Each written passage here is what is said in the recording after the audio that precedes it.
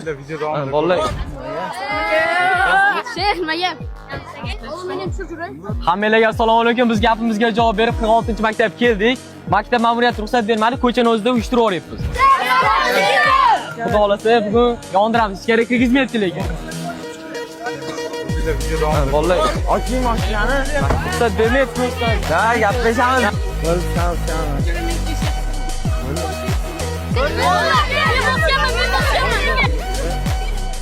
Telefon ham bor, hamma narsa bor. Shu narsani qilmoqchi edik, maktabga ruxsat bermadi. Allah Vallahi biz mana ko'rdinglar, keldik mana. To'g'rimi? Keldingmi? Qaroqchi hozir qilayotgan ishinglar to'g'rimi deyapti. Bizniki agar noto'g'ri bo'lganda borib direktori bir dona videoga olamiz desa yo'q deyapti. Sizlar ruxsatinglar bormi? O'zi kibersport nimaligini tushunmaydi bular. Qaroqchi jigarlar, biz yaxshi kutib oladigan maktab bo'lsa yozinglar, boramiz. Mana prizlar ham bor, telefon nima desanglar bor. Hozir menimcha shuncha bola kutib oldi. Maktab ichida ham vobshe ko'p edi.